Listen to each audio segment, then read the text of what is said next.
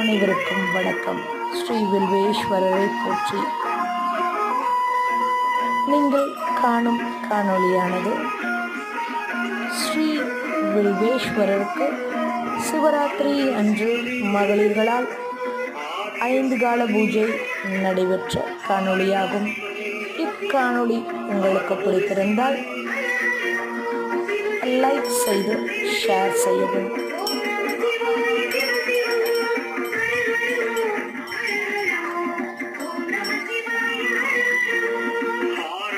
சிவனே